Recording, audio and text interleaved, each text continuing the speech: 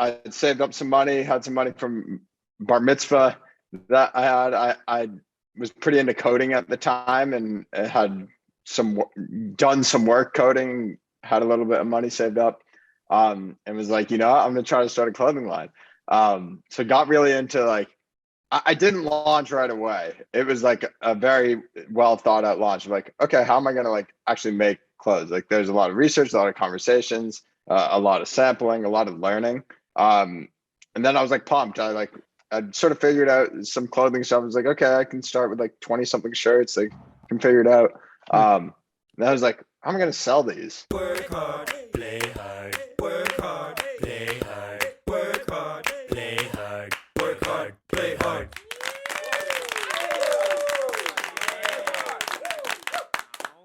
Yeah, what's up, Zeke? How you doing?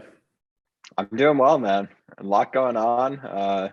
Enjoying life, enjoying Miami. Yeah, can't complain. You just moved to Miami, so how is it? Dude, I was just thinking about it today. I was sitting out having my lunch in the sun, the sunny sun of San Diego, and I was thinking like, damn, we used to live in Boston, and that was tough during those winter months when you would just have to there was no sun. There was just dark all the time. Yeah, How's Miami been affecting you? dude, the sun, like people call it seasonal depression, whatever you want to call it. Like, I think there's a lot of truth in the fact that, like, evolutionarily, 100 years ago, I wouldn't survive in Boston. I'd be dead, frozen in the street. And, like, my hands would fall off. Like, my body was not built for those cold times. I would die. And so maybe other people are built different. Like, I can't really ski and enjoy myself even. I get too cold, which sucks. Like, skiing's fun. And I mean, everyone thinks I'm just being lame, but like, I don't know, I get really cold. Um, so I think, at least for me, the transition to being in a much warmer climate, and I've spent some winters in LA, still spend some time in LA here and there. I just like feel much better. And I think the sun has way more benefits than people would like to think. Beyond just being tan, like I think it's great to have that level of light exposure to your eyes. Like, there's certain whether it's vitamin D, which is a lot of rage right now, but there's lots of health benefits to the sun beyond just being tan. But being tan is nice as well. It's a good benefit. Yeah. So what I'm hearing is your Islesboro house, summer only, no winters in Maine. That's that. Strictly summer, yeah. Nice. It's a good house. All right. So welcome, Zeke. Glad you're doing well. Glad your move to Miami went well. That was a big surprise. I remember when I heard that, I was like, that makes sense. But Yeah. I want to hear about Society Merch. We've talked a lot about your company and how you've been starting and how we were the two ones of our friend groups who really had that entrepreneurial spirit. We've had a lot of chats about that, how we just love that whole, startup life. But how did that start for you? How did Society Merch come about? Yeah, it's been a long journey. It's been kind of a project that's been going for almost 10 years now. So really how I got started in this space was I tried to start my own clothing line in high school. How old were you, Had to like figure out, like, 14, 15? this is probably, I was 16 about, I would say. I had saved up some money, had some money from bar mitzvah that I had. I was pretty into coding at the time, and had done some work coding, had a little bit of money saved up, and was like, I'm gonna try to start a clothing line. So got really into like, I didn't launch right away. It was like a very well thought out launch. Like, okay, how am I gonna like actually make clothes? Like, there's a lot of research, a lot of conversations, a lot of sampling, a lot of learning. And then I was like pumped. I sort of figured out some clothing stuff. I was like, okay, I can start with like 20 something shirts. Like, can figure it out. And I was like, how am I gonna sell these? And like, got really into the e-commerce side of things. And that was a slow evolution. E-commerce was pretty Yeah. young at this time. And like now Shopify, for example, is like a household name almost, which like it wasn't even a couple of years ago. But way back this time, it was like very early in the game. So I'm looking at like all these different services. I'm like, can I really like build something? Can I really like make a website right now? Can I really like process payments? And figured out like how to do it all. Shopify is a tremendous solution. I love Shopify, still do a lot on Shopify. And was able to like launch a clothing line, which was really exciting. And it's like it's a really cool world in that sense where you can leverage things that have already been built. For example, a platform like Shopify, where you look back to like Mark Zuckerberg or something, he has to code something from scratch. And that's not a great example, but even the founder of Shopify, he had to code a e-com website and payment processing all from scratch. And services like that allow you to like leverage platform technology is really cool. Anyways, I launched this clothing brand.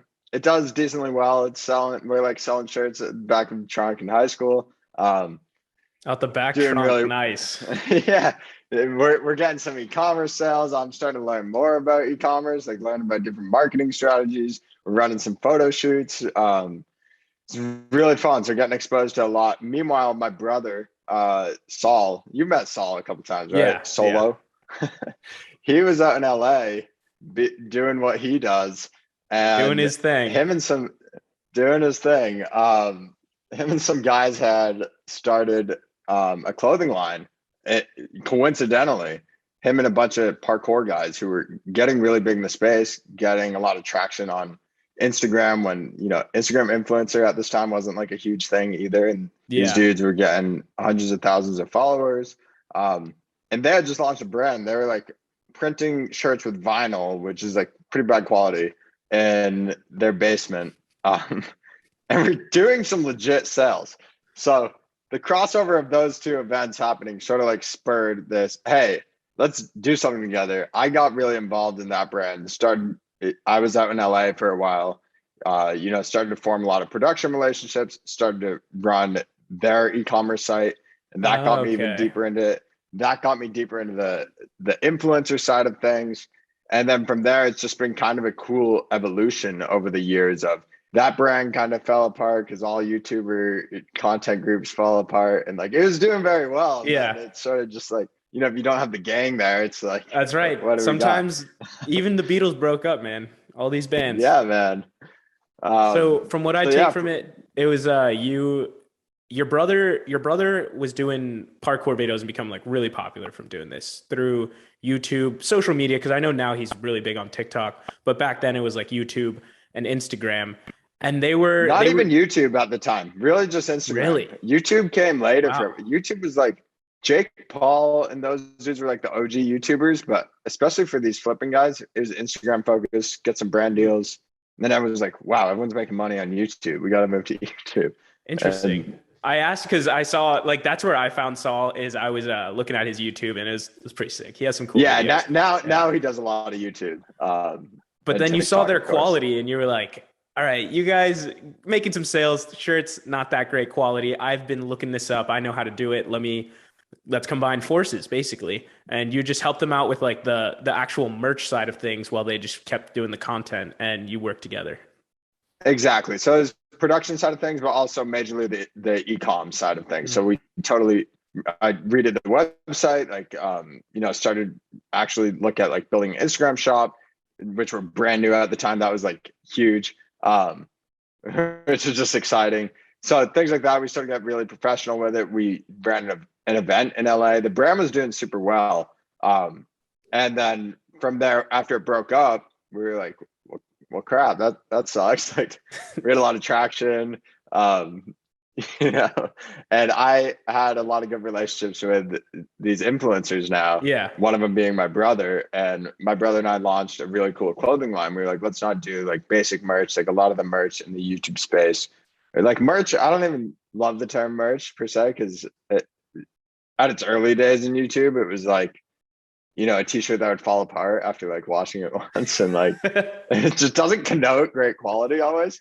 But I think that's changed now. A lot of YouTubers and influencers like really care about their personal brand, and as they should. So that's where me and Solo tried to take it. I'm like, let's build some like really custom stuff, everything private label. We'll make an awesome website. It's not going to be all about you. We're going to do photo shoots with models and your friends and whatever. And we called it Solo Flow brand. And that was sort of like the OG Society merch site of the launch. Nice. And from there, it was sort of like word of mouth of, yo, who's doing your merch? And I was like, I was still in college at the time, but started doing some other sites, just grew organically from there. And now I'm doing a lot of corporate stuff. We do a lot of stuff just with brands that want to sell shirts. We do a lot of stuff for events. So it's really expanded. And yeah, been really cool. Been a fun journey, and it's not Yeah. over. Sounds like it's just beginning, dude. Yeah. So I enjoy it though. Yeah. And I really like what you said about how merch has the connotation of it's just, it'll fall apart after one wash. That's why my brothers want to reach out to you to do their merch, is because they've seen it before where they were like, oh, we don't like these shirts that you can clearly tell the quality's not there. Or even something as little as the stickers where if you put it on your water bottle after a couple washes, you can't even tell what the sticker was. Things like that. It's like, Yeah. you can tell the quality's not fully there, and that's what people think merch is for the most part. It's kind of funny. Yeah. And there's a space for it, like not to put it down that side of it. Like there's a market for it. People like it. Like there might be a moment in time where it's like it's some meme that they want to get a shirt and they want to wear it for 2 weeks, and like you don't need the nice shirt. So there's a space for it. It's not to try to like put that down. It's just, if you're trying to build a clothing line, that in my opinion, that's not the right approach. And if you're trying to give stuff out or build an audience that you actually care about and want a long-term relationship with, like probably not the best approach. And I was looking at your background and I saw some of your college experience had to do with merchandising and e-commerce. From what it sounds like, that came after the very beginnings or births of your interest in, the early starts of Society merch before it was even Society. But how did that kind of schooling and education you got in e-com and merchandising affect your like professionalism, I guess, and your career? Yeah. Well, it all kind of blends. It's not like hard lines for me. Like that whole background I gave on Society merch, like that's from high school me to today is sort of the timeline of that. And so during that time, like while I was doing this clothing line with the YouTubers, the flippers called Gravitated Equations. It was an awesome line. Still is an awesome line. I wear stuff all the time.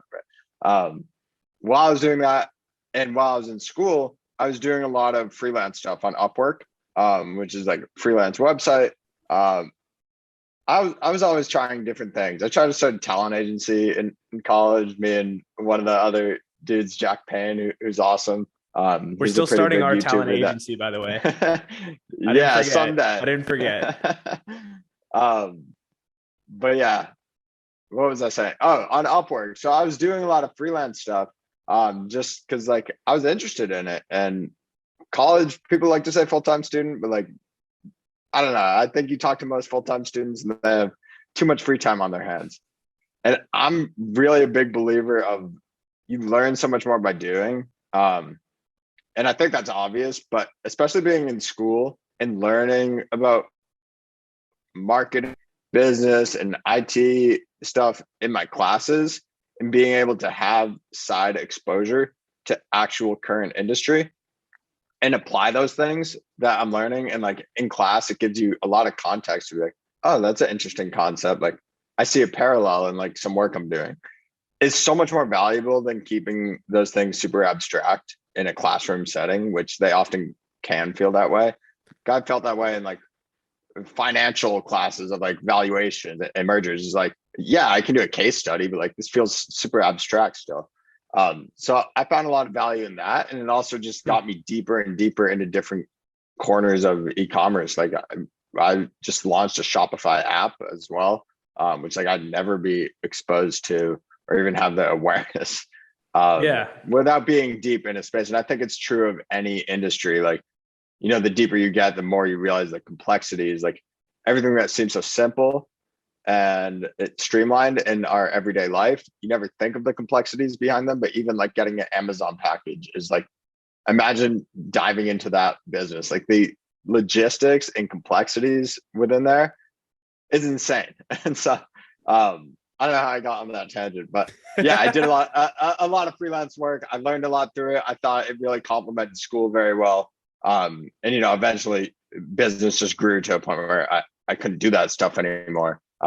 Yeah. But yeah, That great experience for sure. that's a great segue to the next question I had for you is when were you able to go full time? Like how did you know that this was going to be your gig, everything? Yeah, I kind of knew it in college, to be Hmm. honest, looking back. Like it's sort of been building and growing, and that's been the trajectory that it's been on for a while. And it's something I enjoy doing, something you know, pretty knowledgeable about at this point. Um, I would hope. and in college, it's kind of tough because everyone you're around is looking for jobs. And I was looking for jobs as well because I was like, I don't know, am I really going to just do this full time? Um, and kind of like deep down, I knew like I'm not working a job like out of school. And I had at one point accepted an offer to work at Wayfair. I remember Um, that. Yeah. and I was a little bit torn of like, I don't know, I was the only person I knew that wasn't sort of like going into a job. Like for a while, I thought maybe I wanted to do investment banking because like that's what some of my smart friends were doing. I was like, nah, that's not for me. Then I was like, well, everyone else is getting a job. Like, I guess I'll like apply to some stuff and like ended up getting an offer from Wayfair that I was excited about because it's in Boston. But then actually COVID hit and things were really picking up business wise, and it pushed that job back. And with all of those things sort of lining up, it got to a point of just I was doing it full time already, Yeah. by the time I was out of Oh, school. wow, that's cool. And then it was just like kind of a lie that, oh, I'll start this job in August or whatever. It was like, I knew it wasn't going to happen. I was sort of just prolonging telling them I'm out. Investment banking. I can't imagine Wall Street Zeke. Yeah, That doesn't I make can't, I have sense. a hard time wearing a polo nowadays. Like, Well, in Miami, you don't have to. yeah. And I feel like I kind of know the answers to this one, but I'm excited to hear it from your end. What has been some of your biggest wins so far? Biggest wins? Yeah. Uh, I don't know. It's a tough question. I don't want to get into like specific clients and things that I've been really excited about and things that are really exciting to build and see to come to life without getting to like I don't want to get into specific clients, but there's definitely people I've worked with and organizations I've worked with that are just really exciting, A, to work with, but B, to like see product and lines actually launch and like be the team behind that. And there's a lot of pride to take in that. And everyone gets really excited about it, on both ends.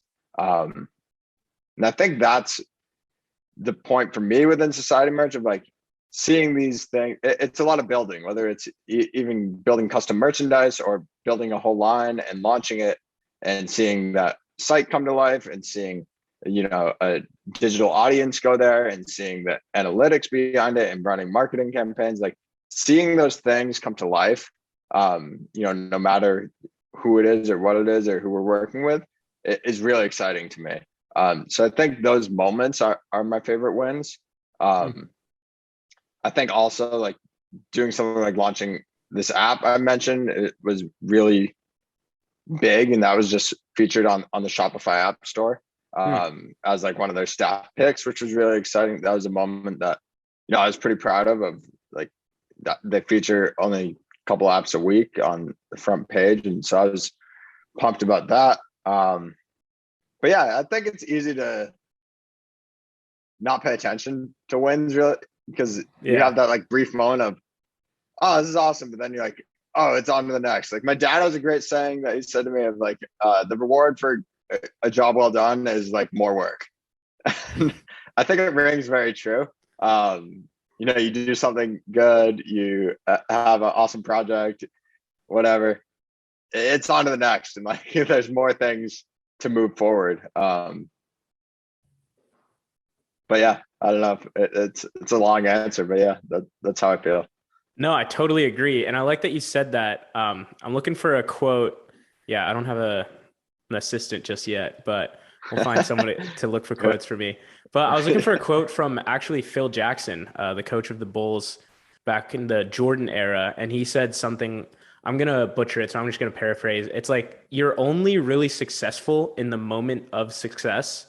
Anything after that, you have to do it again. So it's like success only lasts in that moment where you achieve that goal, or you got your app on that on Shopify's front page, and you're like, oh, that's sick. And then you think for a second, you're like, all right, where else can I put this app? Where else can I get it? Yep. Who else can I show it to? And that's kind of how it Yep. is. Like that's honestly, I think that's the hunger that makes like successful entrepreneurs good at what they do. Is they don't just rest when things like that happen. They keep going. Yeah. Well, it's also that when something like that happens, like for example, the app, it's like, you know, you're going to get a lot more visitors, a lot more downloads, a lot more support inquiries. And so immediately your mind goes to, I got to start preparing for a lot of this stuff, Yeah. instead of like, oh my God, that's so exciting, I'm going to go out. And it's like, okay, I have more stuff to do. Like, this is awesome. Cool. Check that off.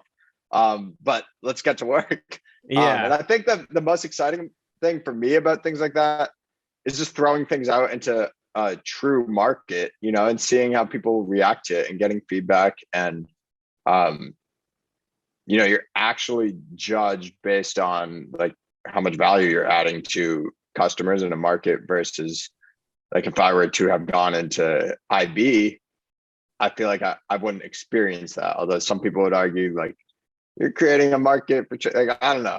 You wouldn't have that same feeling. Like, Yeah. I like just my take again. I'm not an IB, but I have worked for a very big company for a year and a half or 2 years, and I do remember that feeling of like your level of impact is so much harder to gauge when you're working for a very established corporation. They've already got their systems, their processes, they're already scaled. They are a mature company. It's really hard to establish your as a low level employee impact rather than when you got your own thing going. And yeah, no, I get that. That makes sense. yeah. Also, speaking of scaling, did you hear what happened to, yeah, I had to mention crypto. It only took us about 20 minutes. Did you hear what happened to Coinbase after their Super Bowl ad? Yeah, I question whether it was intentional. As part, like, you know, they have a out there marketing plan of let's just do a QR code for 60 seconds, and then their site goes down. Everyone's talking about their site going down. Yeah. You know, I took it as trending all like, over Twitter. Who knows? Like, at the very least, I don't think it's horrible. You know, I don't think their site meant to go down. I think they just didn't anticipate like the level of traffic that they were about to get right after that. I'd be surprised by that. They're a smart company with, you know, you can reasonably predict what the traffic's going to be from an ad like that. One thing though, You know, the viewership, you can gauge like they have a lot of info on Super Bowl ads. Like, I feel like it's for me also chance. like scaling that for a short period of time isn't too hard if you're on the cloud. But one thing for me was like from a cybersecurity perspective, just seeing like a random QR code. I knew it was for Super Bowl, but everyone just like scanning right away. I was like, don't do that. Like that's how you get hacked. But I didn't want to be that security paranoid guy at the Super Bowl party. Yeah.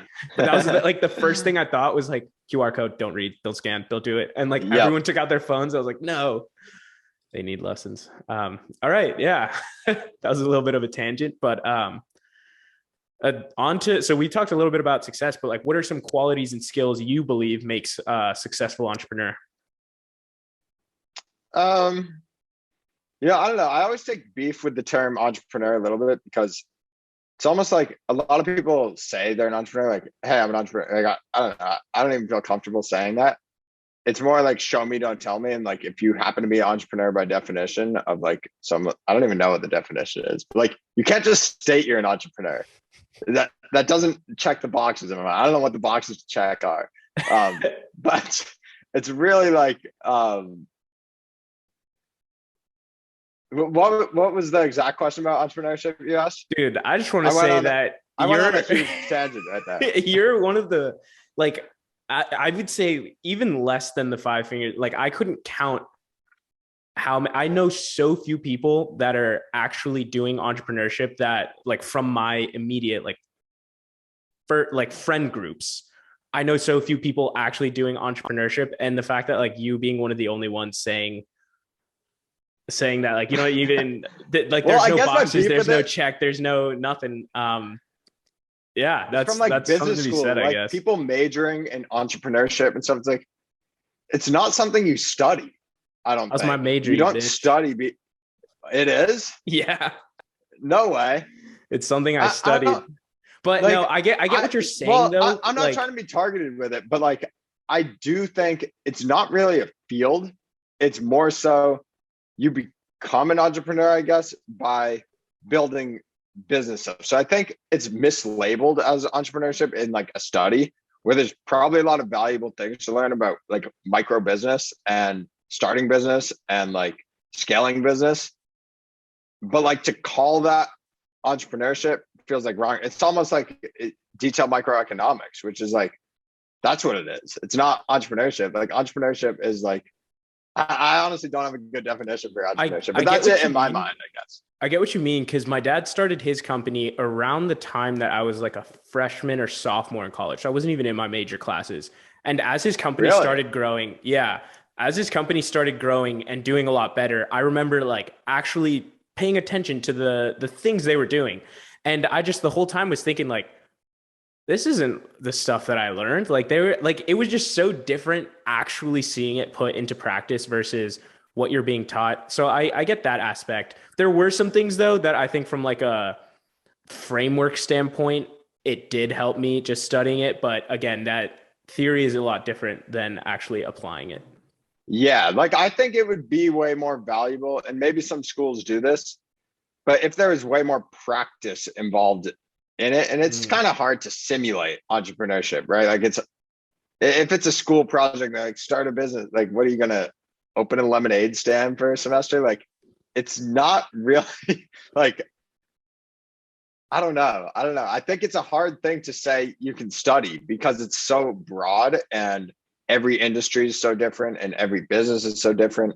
But I think it is really important to be exposed. And I've had similar to your experience of like, my dad has his own company as well. And I've had the, luxury of being able to be exposed to like, oh, this is how like someone that runs a business operates. These are the things to be concerned about. Like these are like the contracts that go down. Like these are like how to think about real estate and rent in business. Like there's a lot of things that you don't really think about when you just walk into a Legal business. problems. You don't think about the legal Yeah, I problems mean, that come up. everything, and especially in like cybersecurity stuff, like that's got to be 90% of it. But you go and you could call yourself a cybersecurity entrepreneur, but I bet you had no classes on legal cyber stuff, entrepreneurship. So my point, I guess, is that anyone can be an entrepreneur without saying they've studied entrepreneurship, because it's really about just knowing a certain industry and like being able to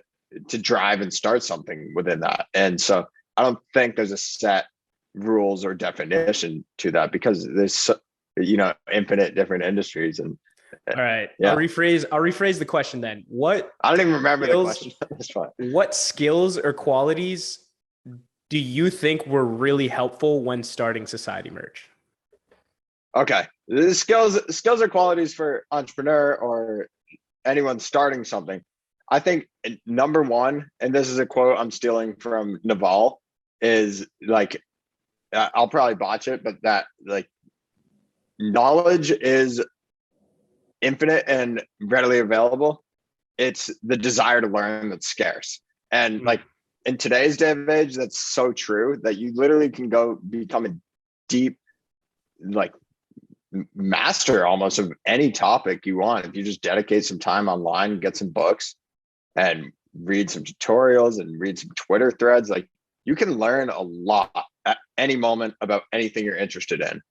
And so I think really it's curiosity. That's number one, of like, be a curious person.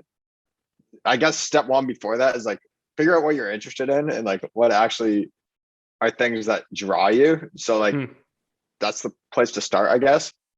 And then like have a genuine intellectual curiosity about those things and like the confidence to go learn, and not just generally, like you see it a lot in crypto of like people are just generally like interested in crypto. Like I'm interested in crypto. I'm not a crypto master. I read a lot about it and like am interested in it, but like I couldn't be a crypto entrepreneur. I haven't dedicated that amount of time or knowledge. It doesn't drive me enough too.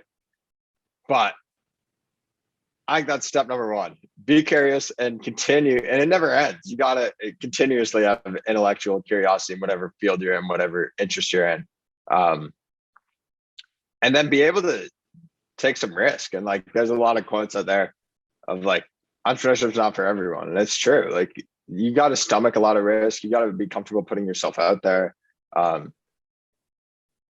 So having those comforts and, you know, testing the waters with that and seeing if it's for you, seeing if it's something you can handle. Like, it can be hard to balance that with normal life, with it can be stressful at times. And so it's definitely not for everyone. But I would say those in my mind are like two of the most important things. And then just building stuff.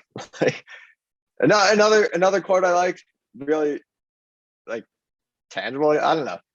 Quote I like about knowledge and about curiosity. So you get all this, you're curious about things, you learn a lot of things. Like in the back of your mind, I think it's Aristotle that said this, that the purpose of knowledge is action. And like, if you're just going to learn things for the sake of learning it, putting it in the context of entrepreneurship, like it's not really that relevant. Like, Yeah. so you kind of want specific knowledge and you want actionable knowledge. And so like, if you want to go read about the metaverse and like, which is fine. I like the metaverse. I don't know the timeline on it, but like advanced stuff about the metaverse and like, I don't know off the top of my head what a really advanced example is. Maybe like literally having a family in the metaverse. Like that's like pretty far off. Like maybe there'll be Zoom. Maybe we'll be in the metaverse in 5 years doing this podcast again. But like things like that is like cool. They're cool to futurize about. And maybe for like a venture capitalist, it makes sense. But like if you're going to be an entrepreneur building stuff, like it's probably a bit too far out unless you're building something specifically for that, to be actionable knowledge. And so I don't know, be curious, gather actionable knowledge, and stomach risk. Yeah, that's interesting. That last part really makes a lot, because I was listening to a podcast earlier today and they were talking about how this guy was talking about the potential of this technology and how realistically we could be seeing it affecting people with great positive change in the next 200 years. And the other guy, like they were all friends, and the other guy talking was like, I don't invest in things where I can't see the benefits like until 4 years. So I'm out for this one. And it was like, it's kind of like investing, but 200 years is kind of like it was really interesting tech, but the concept of it makes sense of like, sometimes like it's one thing having knowledge, but if you know that you're supposed to take a certain sort of action at a certain time and then you don't do it, what's the point of even knowing in the first, like, why'd you study? Why'd you read? Do things and you learn so much more than anything else, I think. Yeah. No, for so sure. Speaking of risk, what was one of the more risky moments you've had starting this thing? What's been like the biggest risk you've had to take? And don't tell me it was moving to Miami. I know that wasn't a risk. Moving to Miami was sweet.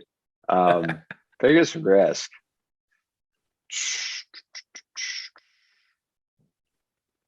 I mean, for me personally, I would say it was that moment of being like, all right, I'm all in on this. I turned down my job offer and it was sort of like, this is it now. Like I'm going to drive this. This is going to be my full-time focus. Like, which it already was, but just emotionally for me, that felt like the biggest risk. You always kind of had that backup plan of Wayfair in the back of your mind. You're always like, if this doesn't work out, I got a job. Like, yeah, or like I'll do both. And then it was like I was doing so much already. I was like, really, I'm gonna work a full-time job and do this? Like, no way. And like, how am I gonna scale any sort of team or anything? Like, if I'm doing just didn't make sense, and it never made sense. Like, it already was too much traction to like do a job. But yeah, that probably was like the riskiest personal moment for me of like, all right, like I'm just gonna do this full time. And it probably is mostly a risky feeling because it's so different from everyone I knew. And not that that's better or worse. It's just like you kind of feel like an outsider with it. Everyone's Yeah. on the same like sort of path throughout college in a lot of ways. Like they do their internships, they like are in people that are in your same major are like you guys are taking the same classes, you're in your blocks together, whatever. And so it feels weird to just like break out of that. And I really enjoyed it. It fits my personality pretty well. Um, but yeah, it's not to say like it's better or worse than any other path. Hmm. Interesting. And have you ever had any moments of burnout? Anything where it's like the stress has been just taking a toll on you? Yeah, I mean everything like tight deadlines and things. Especially this past year, a lot of shipping and supply delays that are just like they make True. projections really, really hard. Um, and giving clients timelines and things is like really difficult when stock of things are low, when ship times are like unknown, and you can't really predict shipping costs of like 3x. When you're shipping overseas, and so things like that are definitely stressful. But I've kind of put it in the place of, hey, it's out of my control. And so it's not really worth stressing over. It's just worth being transparent over. Um, and that kind of relieves any stress in my mind. Yeah. Interesting. And how do you know where that limit is for you of when the stress becomes too much or anything in that nature? Um, I used to just be, I still grind for sure, but I used to be more in the zone of like, when you get in the zone of like, you're grinding, like you're getting a lot done and like the flow state, whatever they want to call it. Um, like I'm in that a lot, but I used to, when I wasn't in that and really there's a lot of friction in what I was doing, like wasn't getting much done, or like I have way too many calls or something like that can be stressful in itself. Um, I used to just like try to work through it, and now I'll like take a break. I'll go take a walk. I'll go like meditate for 5-10 minutes. Like go like check out, and like I think that's super important to let your brain just reset and you actually become way more productive. You think clearer, you make better decisions. So those are sort of things for me, at least, that I've learned just again by doing, I guess, because Yeah. there's been moments for sure where I'm like reflecting on myself, like I'm not really getting much done, or I'm not communicating well, or I'm not like thinking straight. Like I need to like Yeah. I know not what you mean. necessarily always push through, but there is a drive as an entrepreneur, as someone that's building something, to want to always push through, like to want to just say like, nah, I'm gonna keep. And there's still a big part of me that feels with that, but there's also a part of me that's like, if I'm not in my best state of mind, if I'm not, you know, if I haven't worked out or whatever, if I'm not feeling good, I'm gonna ultimately not make as good of decisions. And so like I need to be feeling great. And that's something that I prioritize for myself, but also like for business. Like it's great for business to be feeling great. Not only for me, but like that's how I'm gonna best operate. So that's an approach I try to take of like, you need to be feeling great. And like if you aren't, change something. And like most things are in your control, and you can try things and make adjustments, and ultimately it's good for business. It's good for business. What I like to do is at the very least, whenever I get done with work, I'll throw on a mindless show. I'll let myself watch one episode, like a 30-minute episode, and I tell myself I can't have my phone with me, can't have like sometimes I used to have this bad habit of like I would try to rest and relax watching a show or something, and I would have my notebooks and my laptop next to me, and I wouldn't look at them, but it would just stress me out having Yeah. that list of things I need to do right next to me. So I was just like, at least give myself 30 minutes um whenever like I'm done with my day, and then afterwards I can get on with working a little bit more after dinner or whatever I have decided. But a lot of times that or reading I've noticed have really helped calm me down.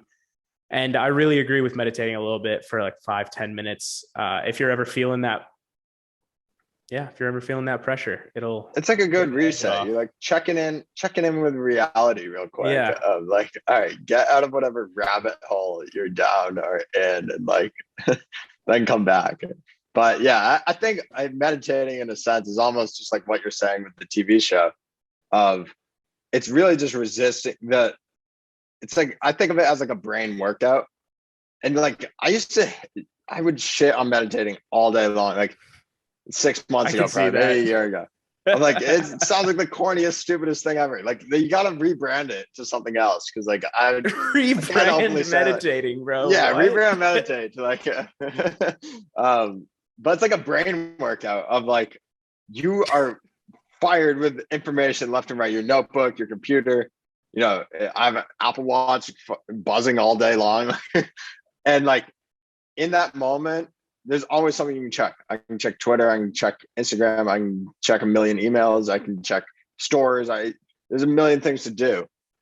And to have the mental strength to just like ignore those things and ignore those like forces that are pulling you allow you to be in a way calmer state, I think, in practice. So it's like I think of it as doing, push-ups for your calm state so that when something comes at you or some temptation, you're like, nah, I'm done.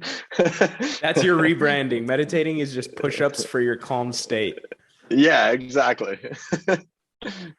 All right. And I remember when I asked you to set this thing up, I was like, what kind of hobbies do you have? What do you like to do for fun, to relax? So you told me it was health. You like keeping up with your daily routine, reading, and just betterment of yourself. So can you elaborate a little on that? Yeah, I guess it's kind of back to what I was saying earlier a little bit of like the best me is going to create the best business, but even beyond that, it's going to create the best, like the best version of myself ultimately is going to have the biggest positive impact on people around me as well. And like, I think a lot of people lose sight of that often. Like I've lost sight of that at times too. There's some really good quotes around it that like I can't pull out of nowhere. But really just focusing every day on like, I can be better in some way today, whether that's health wise, whether that's work wise, whether that's knowledge wise. A year ago, I would not have been reading as much. That's something like you said that I've found very helpful. And just checking out of technology, which can be difficult. But B, in like an enjoyable way to learn. So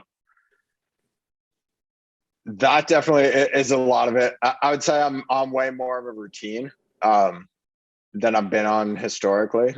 Getting up early, which like before 7, which a year ago or something, I'd be like, nah, I could never do that. Like that's harder. But now it's like, oh, just go to bed a little earlier. Like you don't need to go to bed you don't need to be working till 3 a.m. Like just like go to bed at like 11, like a normal time. Like, you can get up naturally early. But yeah, always just trying to improve, trying to live my best life as everyone should. And if everyone's just focused on themselves and living their best life, I think that's a lot of positive energy all around. And no one can really be sad with that. What is the best version of yourself? What's like 10 out of 10 Zeke? What does that look like to you? No idea. Like you can't have a perfect plan, and you can't envision everything. It's really just about feeling great in every moment. And your moments are going to change. Your life's going to change in a lot of ways. And as some you moments evolve, you're just not going to feel great. That's true. But then you're going to make an adjustment to feel great in that moment. Like, I don't know, what if I was thrown into Antarctica and like I wouldn't feel great. I'm using weather as a proxy for things you really hate the I cold, don't man. like. But I don't know. I would make life adjustments, and that would be a situation where I'd be a different person for sure in a lot of ways. They'd be the best version of myself there. But I don't know what a 10 out of 10 version of myself is. It's sort of like it doesn't exist. It's like what's infinity? How much is infinity? And I think that's true for anyone. Like, it's like you're always working on things, always working to be better in some ways, always building things.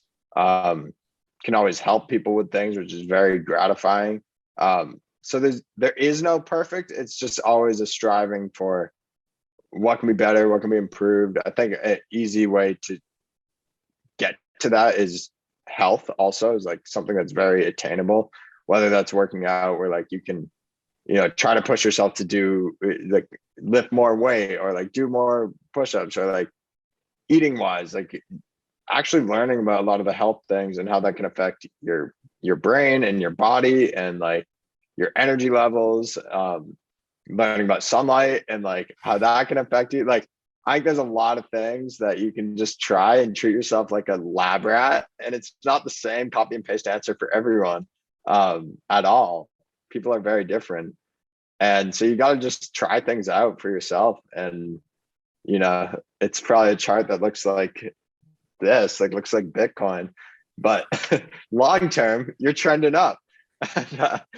That's what it's all about. It's not about some perfect vision or some destination of like, I need to be on a yacht sitting like this with my shirt off. Like, that's not it. It's the journey, man. Yeah, you're not going to be trending up every single step of the way, but even though you have your valleys, you're going to, again, long term, you're going to come up. I like that. Yeah.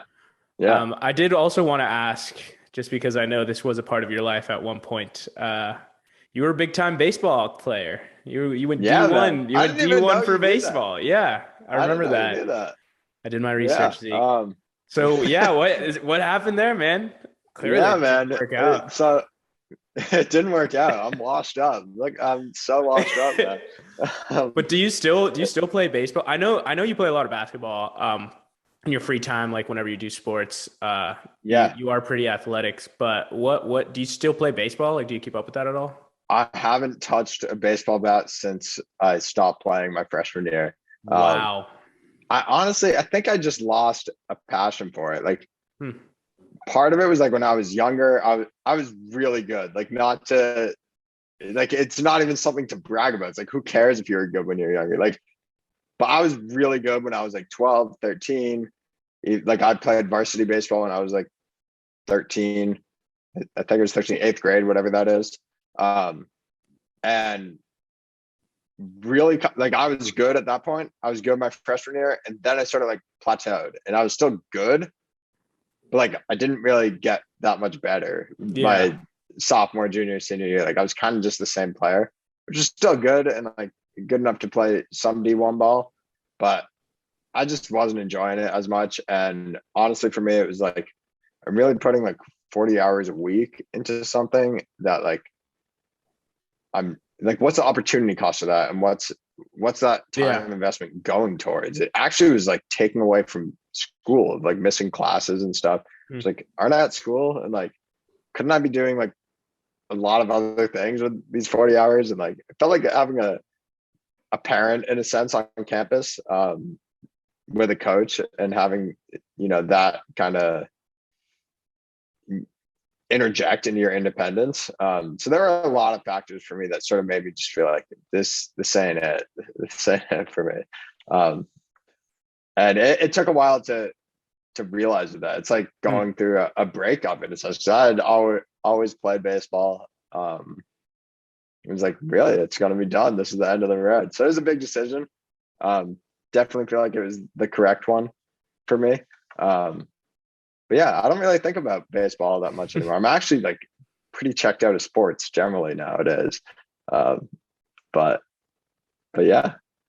Interesting. Yeah, I didn't know that story behind baseball. I knew that you played D1 at one point, but I didn't know that it stopped freshman year, or you did transfer colleges. I do remember that, but Yeah, I played at Lafayette my freshman year. yeah. Um, and then Lafayette was so small too, man. It was smaller than the public high school in Newton. Um, and I had gone there just for baseball. So I was like, if I'm not playing and like all my friends are on the team, like, should probably like leave and switch it up. And at that time, I was doing a lot of computer science stuff, and their comp sci department wasn't very strong. So for that reason, I also was just like, I should go somewhere else. For that reason, I'm out. I'm out. Then you went to UVA, and there's history from there. Yeah. You didn't pick up my Shark Tank reference there. I did. Oh, you did? I couldn't see it in your reaction. I was like, damn, that went over his head. It's probably poor delivery.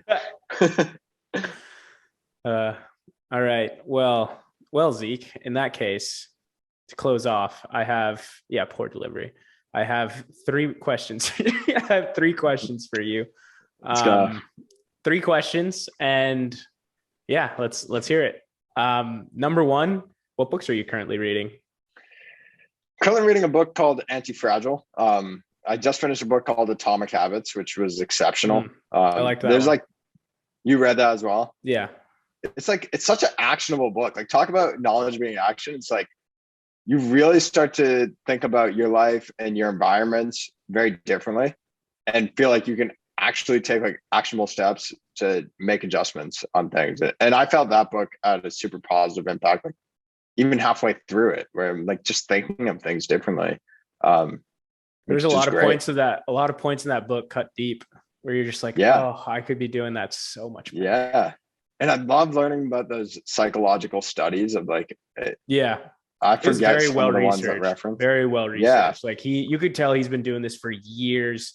It was really interesting that he blogged about it for a really long time, and then he finally just wrote the book, and that helped him a lot. Was he was able to take like the successful blogs and the ones that have been tested, tried and true, and he could turn them all into a book. I thought that was Is that true? Cool. It was all blogs, and then he just not like 100%, but that's from I was listening to him talk in a podcast. There's this interesting podcast I'll throw your way, called Brains Podcast. Have you ever heard of that? No. It's really cool. And there's this episode where Mark Manson and him, James Clear from Atomic Habits, the 2 guests have them both on, and they talk about writing and their process. And both of them started, I don't know if they started, but like both of them are blog writers, as well as being like very well-known published authors. And they talk about how sometimes their blogs were a way of testing chapters, and the blogs that reacted well with the people would end up being the chapters. Like they know, okay, this would go well. This is the reaction I got from people. They tend to like it. Or like if it didn't get a reaction, then they're like, all right, maybe I shouldn't throw that in my next book. So I know blogging did help their journey as authors. That's really cool. But yeah, what was the other one you mentioned? Anti-freeze?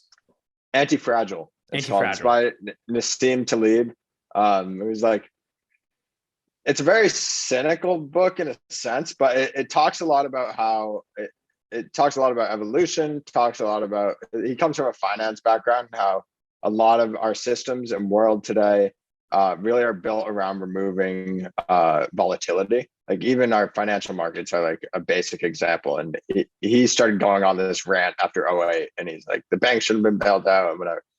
Of like, all our systems are very not prone to volatility. And we try to protect against volatility, whether that's health, whether that's our, like, one little health thing's off. It's like, give them medication immediately. And like, we don't have a high volatility tolerance as society. And that has its downfalls. And his other argument, he has another book of like black swans, like our history, like black swans are thought of as like events that rarely occur. But like you look every like, whatever years you look in a history book, every notable event is a black swan event in a sense. And like black swans will happen. It's a matter of what they're going to be. And so his point is like, when you build these systems that can't handle any volatility, you're building very fragile systems. And you need to build systems that are anti-fragile, that actually like enjoy volatility and that actually like can thrive in a volatile environment. So he gets deep into that. Like he even got a good analogy that he uses of volatility being positive in entrepreneurship. Is one example he uses of like restaurant owners, of the restaurant industry as a whole, overall past century thriving. There's so many food options, there's Chipotle and stuff. I don't even eat Chipotle anymore, but like that style of like, think of how efficient that is. That Like the fast casual model. McDonald's was the breakthrough in like the 50s. Now it's like you can Yeah. actually get Like like fast decent casual, food. you can get Although the there's food. seed oil in it, so you got to be careful. You got to beware of that. I'll take note. But he talks about how the volatility within the industry, like so many restaurants fail. It's like you have these entrepreneurs that stomach this risk and they fail, and it's super volatile for them as an individual, and it's bad for them as an individual, but they're getting bailed out. And ultimately, one person's failure is the industry's success as a whole, because someone else then tries something differently. They're like, oh, that didn't work. That's information. We try something different. And the same is to be said for evolution as a whole. Like volatility is literally how species were able to thrive. You know, there's characteristics and traits that enabled better survival, and like that volatility for the human species as a whole is like how we got here today. So not that he goes huge into either of those as like a big part of the book. I'm still reading it. I'm probably like 100 pages in. But I found it really interesting as like just a different way of looking at systems and looking at even our society and how building things that are subject to black swan events, Nice. probably aren't going to pan out in the long term.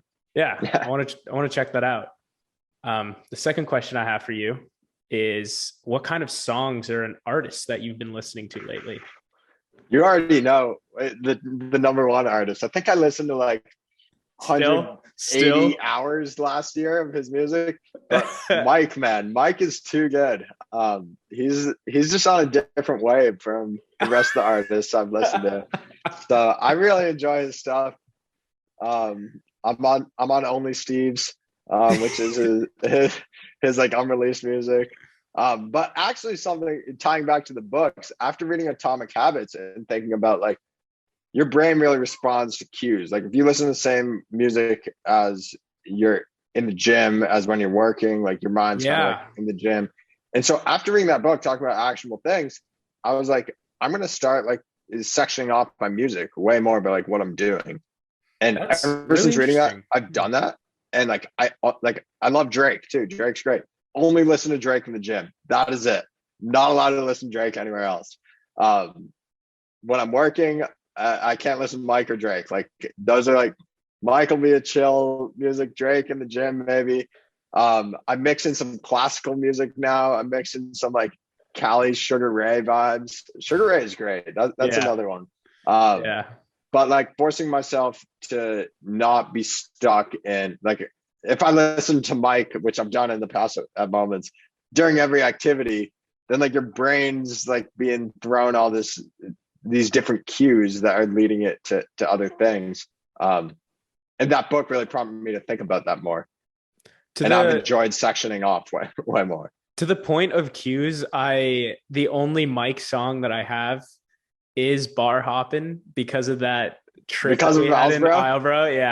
Yeah, and I still think back. I still think back to the moments where you had the whole gang. We were just all driving around that small island off of Maine, just hanging out. It was great. But it's interesting that you section off your music and you tell yourself you can't listen to that at other times, just because I feel like you could, if you want. So like in theory, I mean, if you're only listening to Drake at the gym to get you hype, let's say there's another moment you want to get hype, listen to Drake. Like it could transfer that over. Like I think it's true. It's true. It's like gym is a drug. Yeah. Well, it's a good point. No, like I'm saying I'm saying it's like this a stimulus. Like, I want to get hyped. Like, But yeah, so if you wanted to feel it, I don't know. For me, I would section it off more by moods than it would be like activities or things I do. But that's just me. Finally, it's a good point. It's a better way to put it. I think I do that a little bit, at least with like Mike, for example. Like he's for chill mood. But yeah, it's a good point.